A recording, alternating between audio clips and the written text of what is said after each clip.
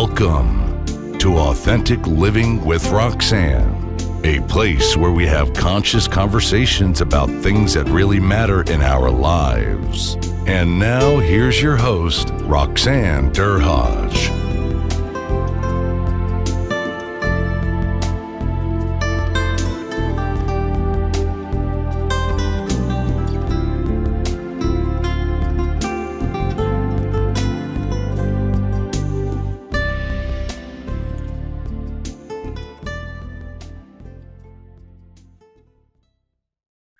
Everyone, it's Roxanne.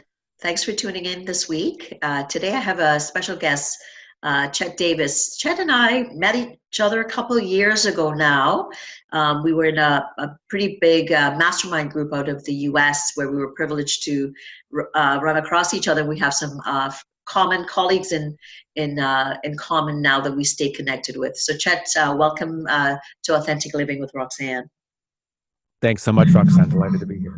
So Chet's going to talk about something that I know that most of us struggle with. I know I do, and I try to maintain my cool, but probably not a very pretty way often through my day, which is technology. So today, Chet's going to talk to us a little bit about his expertise, and he is an expert in technology. So I'll read a little bit about Chet for you, and Chet's going to fill in any blanks that I've maybe missed. He's an award-winning technology teacher who has helped over 100,000 people learn how to use technology more successfully, creatively, and more securely.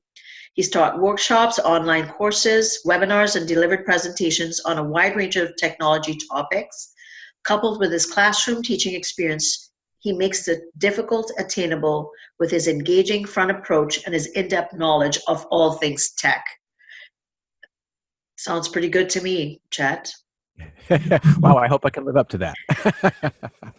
So, Chet, I know you work with a lot of different people in a lot of different professions. Like with our world, our circles, it's a lot of speakers, trainers, authors, and entrepreneurs on an ongoing basis. So, tell me kind of what got you in this path? Like what got you into technology? Yeah, from an early age, I was very comfortable with technology, very comfortable with systems and things, and coupled with a creative approach, I played the trumpet growing up. That was kind of my art form, and now very much into what I call digital storytelling, photography and video, and as I got older, I saw my father struggle with technology, and in his 80s, my parents lived just a couple hours away, and I saw him really, really struggling, and that was it was a challenge for me to see a man who I looked up to and who could always do anything, and he was trying to use technology to stay in touch with his buddies, and watch his golf online and with their community and the church choir and all that stuff, and regularly getting calls of his frustrations, and it just frustrated me to see him so challenged, and I realized there was just so much potential in helping others master the benefits of technology. It's a double-edged sword. There's a lot of challenges, and there's certainly a lot of information about how people use technology. And I don't advocate using it in place of a human connection, but I think it can help inspire human connection and create connection. And that's when I kind of set inside myself, I'm going to do whatever I can to help people feel more comfortable with what I think is an important tool. Absolutely. And I think connection is key, right? Like I think of, I'm dating myself, but I remember, when Facebook came out and I was kind of like, I was indifferent, but I grew up in Trinidad. So, I left home when I was 16 to come to Canada to go to school. And of course, like a lot of my other friends, they went all over the world. Some went back to Trinidad, some stayed in Europe, all over the US and Canada. And then eventually somebody created this group from all the people in our year that entered school together and graduated together. And guess what happened? So here you are, women all over the world now, and anything that's going on in anyone's life, we know about, which is such a nice element, right? So even though they don't see my life and kind of what's going on in my life, they kind of know, what's happening with my family, those types of things. And then when I go back to Trinidad, it's like we've never disconnected, which is, it's such an awesome and like a element to connection. I know we have lots of negatives, which we know all about those, but the positives, to your point with your dad and his buddies and connection with my friends has been it's been invaluable. Yeah, very much so. I know I've connected with a lot of people that I grew up in the same community with, and high school classmates and et cetera. And yeah, there's a degree of superficiality, but it's way more connection that I had outside or prior to that. So there's some I kept in touch on the side, but a lot more I've reconnected with. And about 15 years ago, we had the benefit. We spent a year in a motorhome, and I did classes all over the U.S. and Canada. We did 40 states and 2 provinces, and I met a lot of new people on that trip. And I've been able to rekindle friendships and relationships. I really do believe that technology has the power to make the world smaller. And so by staying in touch with friends, on other continents as well, when used properly, I do believe it has the power to increase connection, not replace connection, but increase it or maybe invite it. So tell me about that. I'm remiss in remembering if I did know about that, but tell me about that trip. Like, what was the kind of the impetus to do that? I mean, obviously it's well in line with what you do, but I'm curious how you got that idea and what you experienced and, Oh, that was a marvelous experience. At the time, I was a sales manager for a company that sold video editing products. And I was kind of, for lack of a better word, the brand representative. And I love presenting. I love speaking and teaching, and love getting in front of a group and exciting them about the potentials and the possibilities. And so my boss at the time said, "Hey, I'd love to get you out in front of as many of our resellers as we can." We had a network of people across the U.S. and Canada, across North America. And I said, I love doing that, but I don't want to be away from my family that much. You want me on the road like every week doing this and this and this. And there's a part that excites me. And my youngest son was 3 at the time. And, I don't want to be gone that much. And so I put my thinking cap on and I said, what if, my wife had just finished her doctorate degree. So she was just finishing her higher university. My son was 3, so he didn't have commitments at school yet. And so I came back and I proposed, hey, what if we do this? Put me in a motorhome and I'll go around to all of these places and we'll do workshops and seminars, et cetera. And look how much, how many people we can impact. And they said, okay. So we put our house up for rent. And I think it was something like 62,000 miles in a 37-foot motorhome, towing our car and visiting, like I said, 40 states and 2 provinces and doing workshops and seminars. And it was an amazing experience getting to see parts of our continent and meeting so many wonderful people. Yeah, I could just imagine what an experience. And then for your son, who's kind of like, having lots of learning in so many different ways, and just how ingenious to come up with that, because to leave your family behind, we know with traveling and how tough it is, because it's one thing after a while. It's kind of glamorous and sexy at the beginning, and then after a while it's like, okay, get me home.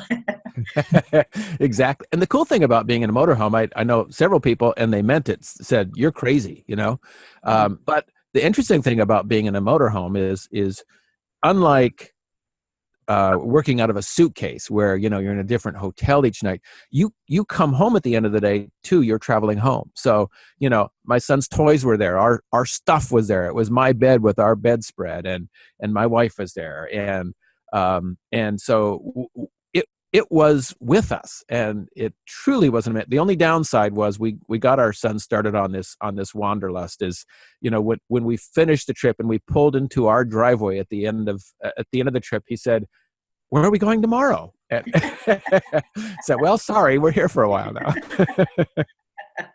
How cute. So I want you to kind of share with us kind of that element of getting comfortable with technology. So I think you must see a span of people, from people like your dad to people that are pretty savvy or high tech or into things. When people come to you, Chet, what generally are people looking for? That I think that's the first most excellent question is for me to turn the tables and say, what's your goal? What do you want to get out of this? And I think the important distinction is, I'm not here to help you learn technology so that you know technology. I'm here to help you use technology as a tool to accomplish something. So first we have to identify what is that something, and then let's select the proper tool and teach you what you need to know to use that tool. I use the analogy of tools because I think it's something easy for us, to kind of wrap our brain around. Is like if I have a drawer that has a loose pull on it, then I know I need to tighten that pull. So I'll go to my toolbox and I'll select a screwdriver. And do I need a flathead screwdriver, or do I need a Phillips screwdriver? Okay, so I got to select the proper tool. And then I don't need to know everything there is to know about screwdrivers. I just need to have the correct tool that's going to do what I need it to do. And then I'll put it back in the toolbox, right? So I know there's probably screwdriver representatives out there, maybe listening on this program, who can tell us everything about them and, the composition and the strength, et cetera. But, as an end user, I don't need to know all that. I just need to know enough to get my job done. The thing that I experience a lot, Roxanne, is first of all, I think the huge part is confidence, and helping instill the confidence that you can do this. I see so many people who have already given up on their own capacity, and in some ways, I'm a life coach that helps them realize they do have the ability to do this. And instead of giving it up and thinking, especially working with a lot of older people, I'm dating myself. I'm an older person myself. Anybody over like 35, 40, it's like, well, my grandkids pick this up and they can do it right away, Right. or, this is for the young people. And so automatically in our minds, we're dismissing our own capabilities. And I say, no, wait a minute. What is it you want to get done? I believe you can do it, and I can help you do that. It's not such, you hear that statement, and I've said it too. I'm a teenager, right? I'm like, oh, I'm sure RJ will figure it out. And then you're right. I'm already discounting my ability to probably just sit through, from saying to myself before getting overwhelmed, I am going to get overwhelmed. So more than likely, I will get overwhelmed when I'm stuck, right? So you're right. It's that confidence of that voice in my head to say, oh my goodness, how am I going to figure out Camtasia? Like, I'm already overwhelmed. I've watched a couple of YouTube videos and I'm freaking out. I step into it. So I think you're right. Having someone just walk you through the steps or teach you some of the basics, right? And then figuring out how you learn best, right? Like, do you learn best sometimes I learn best by listening, Chet, and not looking. And sometimes I learn best by listening and watching. And sometimes it's just reading based on my, my level of energy or my discomfort or comfort with learning a new skill. Do you find a lot of people kind of might struggle with those types of things? Oh, 100%, 100%. That, I think why I have such a passion for this as well, Roxanne, is I am for good or bad, a classical quote teacher. I was a classroom teacher for 17 years. And so learning styles and modalities, I love to teach people. I love what I strive for most is what I call enjoying the aha moment. When I'm working with a learner, whether it's in one of my online classes and, they respond back, or a face-to-face workshop, or, speaking to a group of people, when I can see their eyes sparkle and I can see they get it, that just thrills me. It's like, yes, I knew you could, and they get it. And that's, to me, is a real powerful moment, and a lovely moment. And I think that's partly why I'm really excited about working with people in this realm. I think just because you know something doesn't mean you can teach it. And that may put some people off, and I don't mean to do that. But teaching is an art and a science. And I believe everybody maybe can be a great teacher, but just saying something isn't teaching. Like you said, some people learn best through listening, some people through readings, many people by doing it themselves. Mm-hmm. And so people say often, well, you can find anything to do on YouTube. Yeah, but have you waded through all the different options? I have fixed my clothes dryer. I've fixed our kitchen range by watching YouTube videos, but I had to sift through ones, some with irrelevant or incorrect information, and some just people who, though well-intentioned, their video was like, oh my gosh, I can't watch this anymore. And so it's that proper presentation. It's covering the material in a way that helps someone learn. I took a left turn there, but I think that's a big challenge. Is a lot of people set out to learn something, and they haven't maybe found the right teacher for themselves yet. That's a good point, right? Because I've tried that, and sometimes I when I'm in a freak out mode and I'm trying to learn, and then I'm trying to find the answer on YouTube, and then I'm like, oh no, I can't do that. Okay, forget that. That person has oh my goodness, no, that's too much text, or you know what I mean. You're right, and then before you're dizzy, and you're like, okay, I need to take a break now. I think I need a nap. And you know what I mean, to go back to it, so you get that. If I can go back to something you said a minute ago too about learning something new and thinking and starting, and then this is uncomfortable and it's so easy for the kids. There's a term you may have heard, and a lot of people are calling the young people today digital natives. Our children, our grandchildren are digital natives. They grew up with this, okay? It's just around them. It's very natural. For us, where technology is a new thing, it doesn't come naturally, but again, it doesn't mean that we can't learn it. It's something that it comes differently to young people, yes. But again, that's something, they're humans. They've learned it. We can do that too. And I heard an interesting phrase in a podcast this week, and the presenter said that discomfort is the currency of your dreams. Discomfort is the currency of your dreams. And I thought about that, and I said, that works well with a lot of people that I work with as well, and a lot of our colleagues, entrepreneurs and speakers and authors, and not suggesting that you go out of your way to find, a life that's uncomfortable. But sometimes because it's new, we as human creatures find things that are new uncomfortable at first, right? But then we do it and we realize, oh my gosh, okay, yeah, I did that. So that is a big part of it for me, is taking small steps on the way to learn what you need to learn and celebrating every step of the way.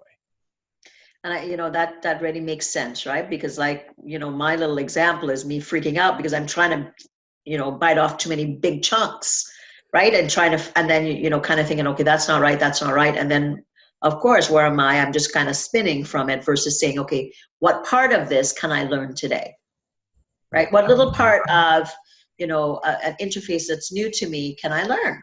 Right? And then mucking around, because I'm thinking of when I used to, years ago, when we were kind of getting everything kind of coming at us in reference to marketing with our mastermind in Philadelphia. It was like deer in the headlights, because it was like, whoa, this is a lot of information. And now, years later, you and I mean, you were already into technology, but me, I was relatively new. And now I look at where I am, 3 years later, and it's like night and day. Yes, there's still a lot to learn, but now I'm kind of saying, okay, I can't learn IGTV today, right? Because everybody's, every time a new technology comes, everybody's on it. And then you kind of used to in 15, I would be overwhelmed because I had to learn it. Now I'm like, okay, it's all right. It's not part of my marketing. I might get to it. I talk myself down, and then I go from there. Exactly. I think you're right. It's the newness of it, and then being realistic about, what capacity can I take in, knowing I have a new skill, and then, how do I practice it? How do I practice it, try it, see what works, what's got easier, those types of things. And like with anything else, it just gets a little bit more comfortable. We don't like change. As human beings, you're right. We don't like change. Yeah. Yeah. And a parallel I see with that is kind of that overwhelm. And I know a lot of, entrepreneurs face that is like, well, I feel like I need to be on Facebook and I've got to have a LinkedIn profile and I got to be on Instagram and I'm setting up my Pinterest and trying to do all these things and none of them particularly well. And it's much better to just focus on one that you love, that suits you well. And that goes back to that tool analogy, right? When I need to fix something, I don't go to my garage and grab all these things and bring them back in the house. I have to discern which one's right for me, and so that's the first step: is which one's right. And the parallel I see with what I call common folks, everybody, regardless of your profession, is around security, and that's been a big focus of me. In fact, I'm hoping to finally have my book on tech security out this next spring. But I think people are learned enough to know that they should be more secure in their use of technology, but they're so overwhelmed they don't know where to start, that it's like, oh well, that's, and kind of dismiss it like, well, that's too challenging and I'll just go on and do the best I can. When instead of taking those, like you said, those bite-sized steps and instilling the confidence and move through that little bit of discomfort to take control themselves and realize you do have the capacity to be successful, to be more secure. So tell me some of the things that you actually teach. Are they actual social media courses? What kind of things do you actually teach on your site and in your coaching? Sure. I actually have about, I think my online teachings in, I think 5 different sites. I have 109,000 students right now in oh my goodness. a variety of different, and I teach everything from, iPhone photography to using digital tools as a professional. So with a kind of a hyper focus on authors, speakers, and coaches using technologies to become more successful in your business there. But I am launching a new program in the new year that's related to what I call a Tech Success Club, helping everybody use technology more successful. And it's what I would call general technology. It's not technology for geeks. I think there's enough people out in that space, but it's technology for us to be more successve in our particular ways. But that focus on security is something that is near and dear to me, because I've met with people that have lost thousands of dollars to scammers. And I was just reading this morning, and it shocked the heck out of me that a year ago, mobile phone fraud was like 3.7%. This last year, the determination is 30% of all mobile calls are fraudulent. And the expectation is that in 2019, we will see 50%, half of all mobile phone calls will be fraudulent in some way, shape, or form. And like I said, I've seen people, usually older citizens, our parents and grandparents, bilked out of not hundreds, thousands of dollars with no recourse. And it just makes me angry. And that's part of my challenge, I think, is to enable people to help themselves and help their parents, help family members realize that there's some simple steps we can take. And these people are preying on the fear and the insecurity, but they're using technology in a way that people don't. They're making you think they're somebody they're not, and they're using technology very inappropriately, illegally. And that's where I want to give people that confidence to say, no, I'm going to hang up now.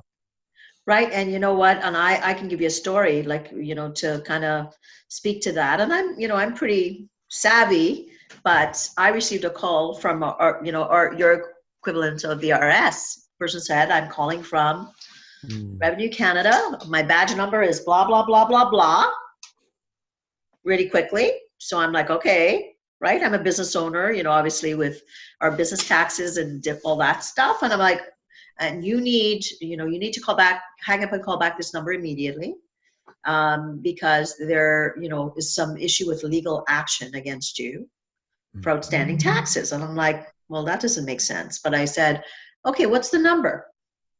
I said, give me this number that I need to call back. So I took down the number and I said, okay, I'll give a call back. Then I called Revenue Canada themselves, the correct number that I knew I had. And I said, I'm calling. I give them my social insurance. And I said, I just received a call. They said that's fraud. Yeah. And I'm like, if the average, person, because you're freaking out, right. And then you could probably call and probably give them your social insurance number, and then God knows what happens at that point. And is now they've got all your private information, blah, blah, blah. So it was, and I that has happened not once, but twice to me. Yeah, you are so right. And they're taking one of two routes. One is requiring, and they're very threatening, either out, fear of legal action, or and sometimes it's we have your son or grandson, and they're, we caught them, they're going to jail, etc. We can stop this, here's bail, that kind of stuff. And if you're an elderly family member, especially living a distance away, you might think, oh my gosh, what can I do to help? And they're very immediate about a course of action, either with, like you say, the private information here in the U.S. would be your social security number, that kind of stuff. And then it's identity theft, and they're creating credit cards under your name, etc. Or they pressure people to buy gift cards or to turn over monetary value. I was just reading this morning too, power companies, it's rampant in the wintertime.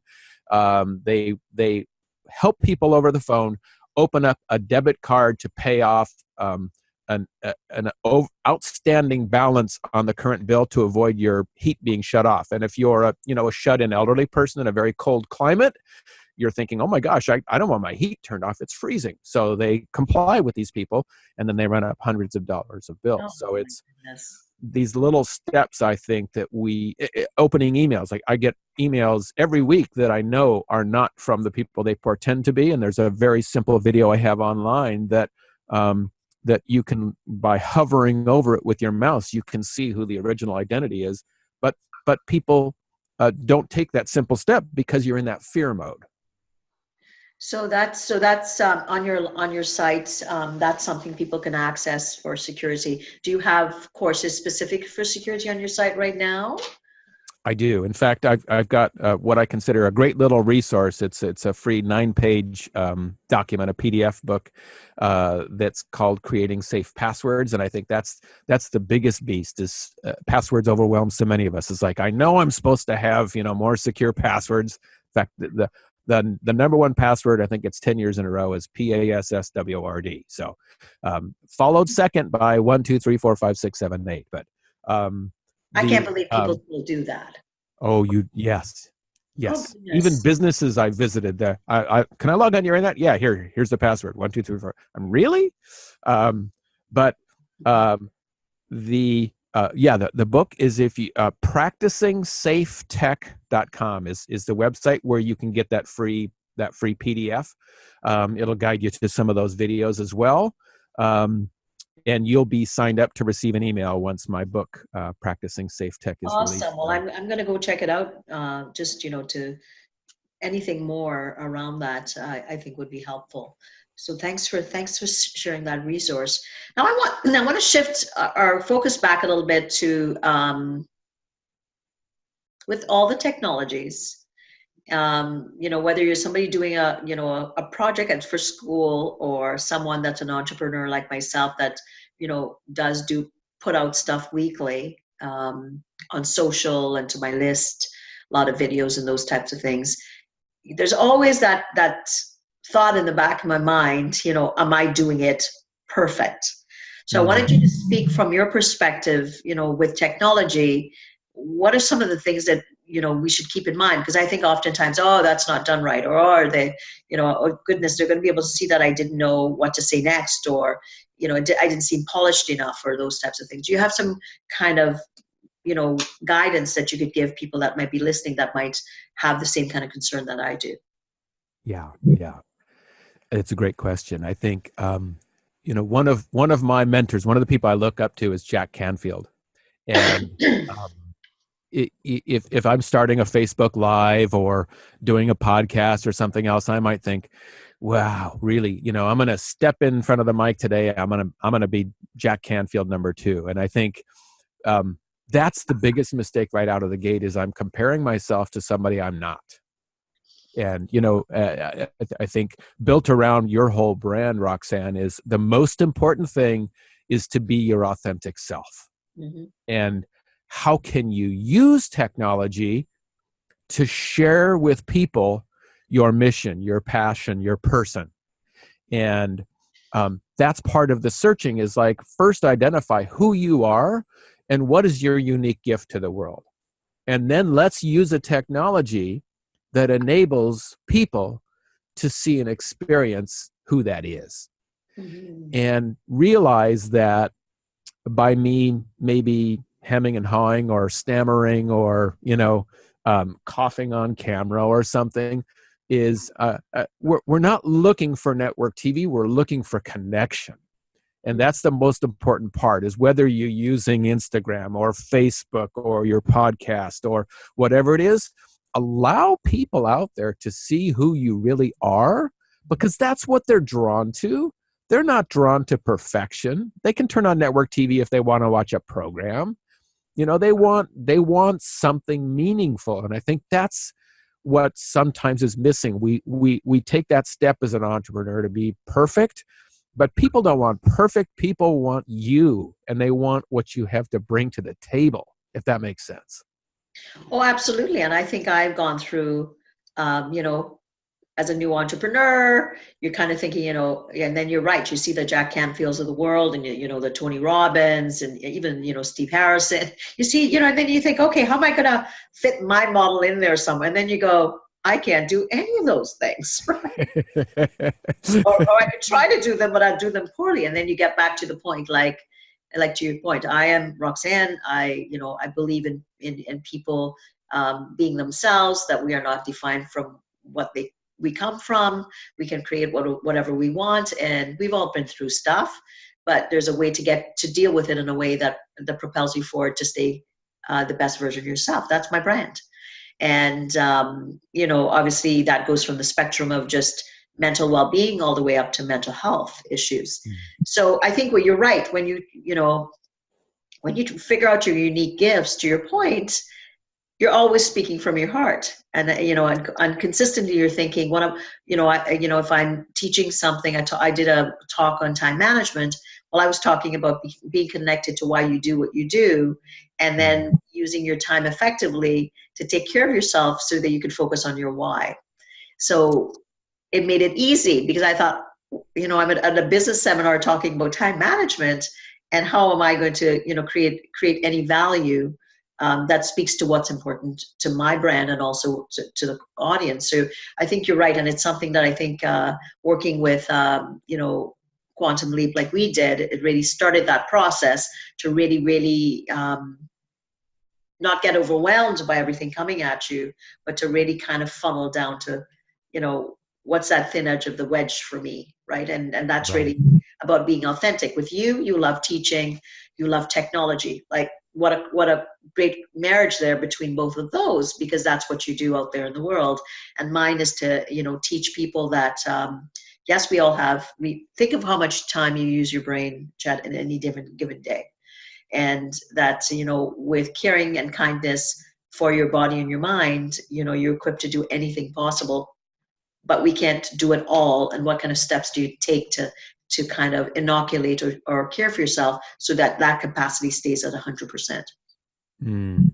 So important. You know, you mentioned Steve Harrison. One of the phrases that resonate in my mind is that, and I hear this in all different kinds of ways with entrepreneurs, is, you know, people do business with those they know, they like, and they trust. Mhm. And I think that's, to me, the greatest potential that technology offers each of us, is that, especially as entrepreneurs, is we can use technology as a way to connect, to reach out to hundreds and thousands of people and share our passion and share our mission. And for those who resonate with us, they're probably going to want to take deeper steps because they find value in what we bring when we're truly authentic. And that's that potential, is not to be everything to everyone, but recognize there's somebody out there who would really appreciate what it is you have to offer. And so be that authentic individual and enable them to see the real you and to connect with that real you. I think that's just so important. Absolutely. With technology, I think you're so right. A lot of people get overwhelmed by technology, and then they're not, they try to do too many things, right? Like you're so right in saying, pick one interface to start, maybe two at time, perfect the first one. This concept that we can multitask, we know how horrendously wrong that is. Just pick one and get if it's Facebook, get comfortable with Facebook, every aspect of Facebook. Like, I mean, you can run an entire platform from just Facebook, right? Like videos and lives and, chats and all that stuff. And then just putting out good content from every kind of learning model, like we talked about, audio, visual, those types of things, text. You can build a brand just by using one interface. But I think you're right. When you go on the internet to learn about how to market, talk about that, is just, you get overwhelmed. Mm-hmm. Because there's so much information and you're not sure, where do I go? Like, who do I go to? Because everybody has perspective, right? And then to your point, then it becomes overwhelming, and then you shut down and you think, oh, I'll do this next week. Right. Well, it's like walking. If any one of us were to walk on a university campus and recognize maybe at that moment in time, there's 562 classes that are being offered right now today. And it'd be like, I mean, YouTube's like that, right? You just go, oh, I'm going to pop into this classroom and sit down and, oh, nope, this one's not for me. Let me come over here. It's why you need, theoretically, a guidance counselor, someone, first of all, who says, okay, what are your goals? What do you want to accomplish? Mm-hmm. All right. So I recommend you take this class, and then you take this class next, and this class next. And I think that's what's missing sometimes is, and this is the old teacher in me, is an articulated plan to help you get there. And that's what I offer in my coursework, in my programs, is what I call the scaffolding. That's a big term in project-based education. It's the scaffolding to help you get from point A to point B, with steps along the way, instead of saying, okay, just here, learn YouTube. Here you go. Here's a box, No. We as humans don't learn like that. Very few of us do. There are some who can just take it and run. But most of us need the progress along the way, like you suggested. Mm-hmm. Absolutely. I would definitely agree. So for people wanting to connect with you and to tell them where they can reach you and your website, where they can go. Now, you said you have five platforms. So I would say the main platform where they can go to, and if there's I don't know about, if there's one-to-one coaching or group coaching that you offer, so please let them know where they can get a hold of you. Sure. Yeah. In fact, I do offer, I'm launching a brand new one-on-one tech coaching program in the new year as well. Along with group coaching, I do some live hands-on workshops and video production. That was what I taught for 17 years, as well as my general technology program. So a couple different ways I would recommend is if you go to techsuccessclub.com, techsuccessclub.com. You can sign up and you'll get an email with some regular technology updates, my little short videos on a variety of different technologies, and you'll be made aware when the Tech Success Club actually launches as kind of a membership program to learn new technologies each month. And the other is the practicingsafetech.com for safety and security. Those are the two outlets that I think most people would find lots of value. My regular website is yourtechnologytutor.com. If you're a speaker, author, coach, or someone looking for a presenter, with your organization, I speak on a variety of topics. I'm happy to engage in conversation there. But there's some ways. Check out what I have to offer, and if you find me an authentic fit to what you're doing, I'm happy to have a conversation. So otherwise, I hope that my material out there helps you use technology more successfully. So you've taught me and reinforced some of the things that I already knew, but thank you again for sharing that. Just take your time and take one step, right? And don't get overwhelmed, because I really look at how far I've come and I'm still not a techie. I have a VA that does some things for me and those types of things, but but now compared to the 2015 Roxanne, I would say I'm a bit of a techie now compared to what I was. Nice. And I think that's an important piece of it as well, Roxanne, is that at the end of the day or the end of an hour, when you've made even an incremental bit of progress, go to the bathroom and high five yourself in the mirror. Is like, I think we as humans, we need to celebrate even small successes and continue to move forward. Absolutely. I'm going to remember doing that then, because if I were to sit down and think of what I've taught myself or with minimal instruction at times in technology since I've started, even this year, with my, podcasts and stuff like that, I've learned a lot. So I'm going to check out your Success Club, because I think it would be something that would be beneficial to me. So thank you for taking the time to be here with us today. I'm thinking your California weather is a lot better than ours. We're pretty cold up here in Niagara Falls. And I hope to reconnect with our group pretty soon. So for everyone, what I would suggest is, to Chet's point, technology is there, but remember to stay connected to why you're doing what you're doing.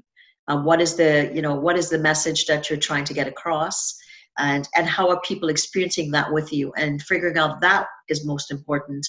And then from that point, then figuring out maybe one platform that might work for you and starting with that. So if you're wanting more information on me, you can go to roxannedurhodge.com/blueprint, where you can download a free course. And for any companies listening, you can also reach me there, where I'm a mental health and wellness expert. Okay, take care, Chet, and we'll connect soon. Thanks for tuning in to Authentic Living with Roxanne, creating the space for positive, healthy change. Roxanne is a keynote speaker, psychotherapist, and coach. To work with Roxanne, visit roxannedurhodge.com/blueprint. We'll see you next time on Authentic Living with Roxanne.